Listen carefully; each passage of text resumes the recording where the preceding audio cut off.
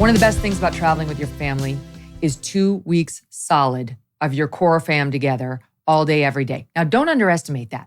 When else do you get to do that, right? During school and work, you're busy. Your children are busy. You are not with each other all day long. If you're lucky, you get your family dinner together and maybe your family breakfast. But this is a time in which our family really found ourselves able to talk about everything, in which we were refamiliarizing ourselves with everything about each other. And Doug and I, and think about it, you're having 3 meals a day with your kids, you're traveling with your kids, you're seeing sights with your kids, you're talking about random things with your kids. And yes, there can be minor skirmishes and so on, but for the most part, we all got along. And we wound up learning things about each child that I did not know going into the trip. In some cases, they revealed concerns that we hadn't been aware of, or social dynamics that were on their minds, or we just had the opportunity to share stories with each other, some life lessons here or there, and so on. So my advice coming out of this is take a family vacation if you can. Don't bring other kids to entertain your kids. I know it's easier on you as the adults in some ways, but you spend the time with them. Put in the effort. You won't be sorry, I'm telling you. It got so good and we got so close. I was sad to leave France, but it was more about leaving that dynamic than leaving France. I was happy to return to the show, return to America, all the conveniences that we have here, snacks. They don't snack in France. I miss my snacks. In any event, just remember that. Put in the time with the family. Don't bring another kid. You entertain them. You put in the time. We went all around France, saw the Eiffel Tower in Paris, saw the Mona Lisa in the Louvre. That was amazing. I actually got the chills. I'd seen the Mona Lisa before, but we got up close and personal. I actually got the chills. It's great when something like great art can do that to you. Did you know that at the top of the Eiffel Tower, by the way, there's a tiny little apartment that Gustave Eiffel built for himself? I didn't know. I'd never been up to the top of the Eiffel. Look at this. I took a picture. This is supposed to be Gustave Eiffel there on the right, Thomas Edison there on the left, and Eiffel's daughter standing behind them. Apparently, this actually happened. Edison visited Eiffel in the top of the tower in his little apartment.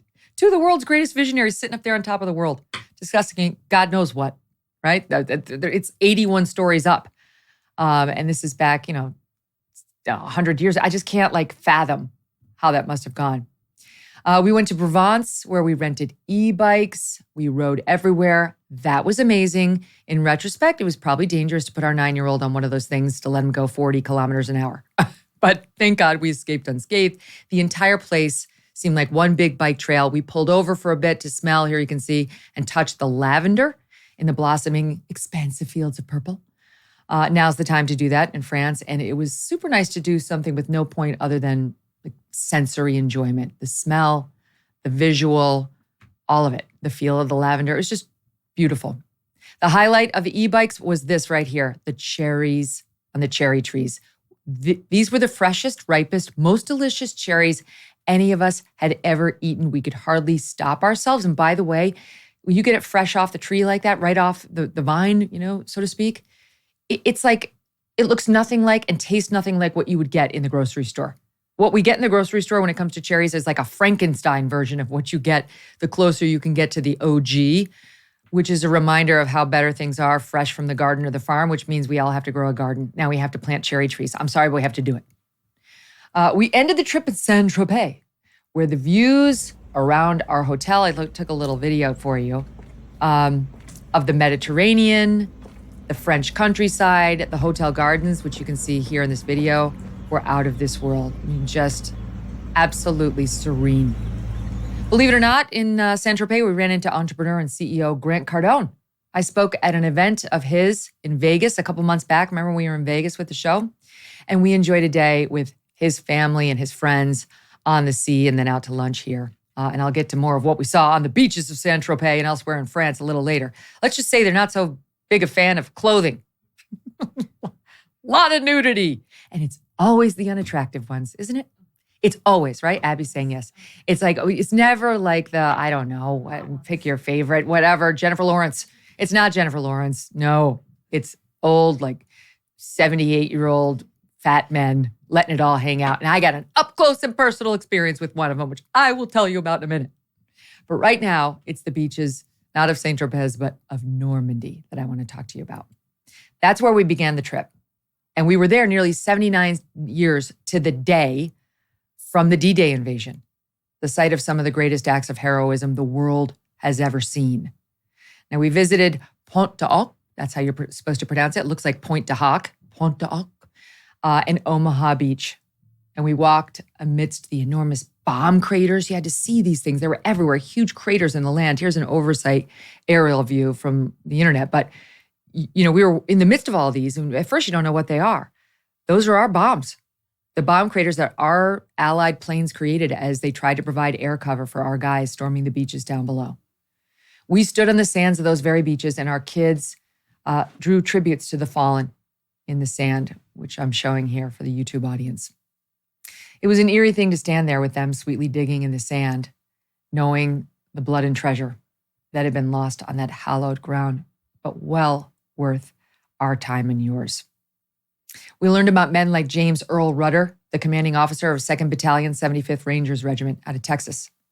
The Rangers had to climb up 100-foot ropes to the top of the point while taking machine gun fire and dodging grenades being launched on them from above.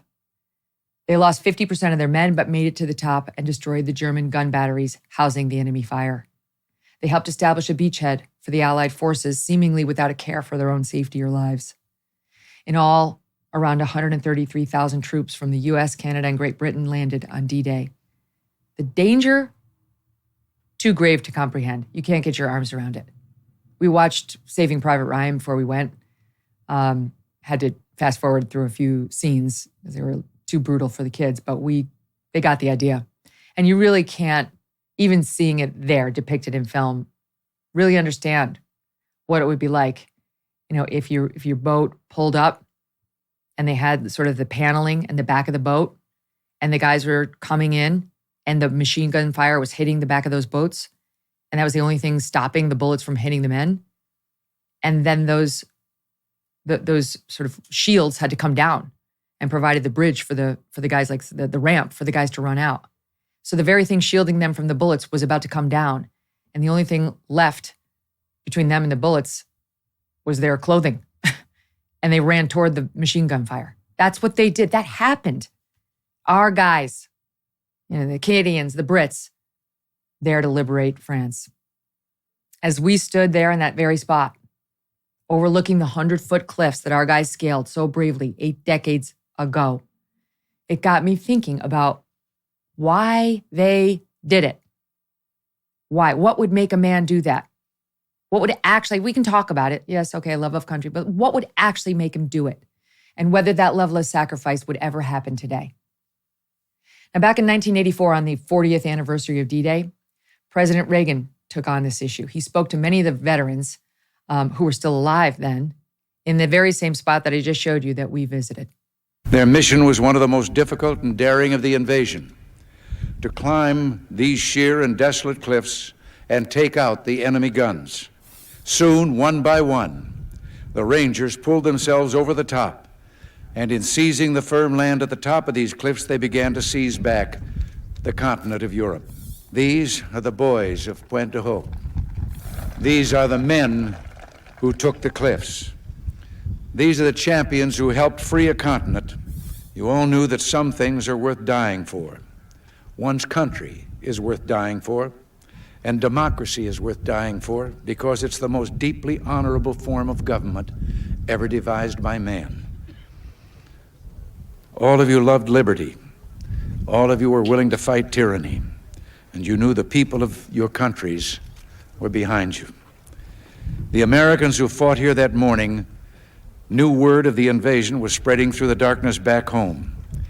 They fought or felt in their hearts, though they couldn't know in fact, that in Georgia, they were filling the churches at 4 a.m. In Kansas, they were kneeling on their porches and praying. And in Philadelphia, they were ringing the Liberty Bell. I get the chills.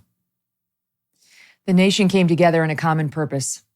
The people joined in prayer to support those on the front lines, understanding that this mission was greater than themselves. We felt similar feelings in this country after 9/11. But that seems like a lifetime ago right now. There's no question that our elite fighters in our American military would do what was asked of them and do it with bravery and skill. The question is whether America could unite behind any similar cause these days. Whether we will ever recapture the feeling of e pluribus unum, out of many, one. I'm worried.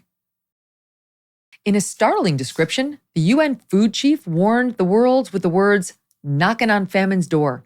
He called what we're facing, quote, a perfect storm of a perfect storm. And he is not alone. A Barron's report says a food shortage could be coming even in the U.S.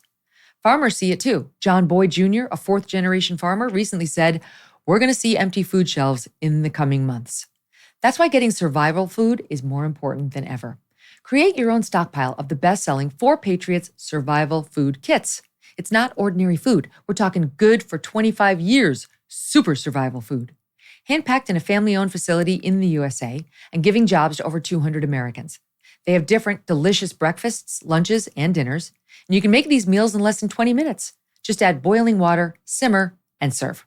And right now, for the next few days, viewers are going to get 10% off their first order at 4Patriots.com, 4Patriots.com, by using the code MK. Go to 4Patriots.com, use the code MK to start your stockpile today. Hey, thanks so much for watching. If you like what you just saw, hit the subscribe button for more clips and full episodes.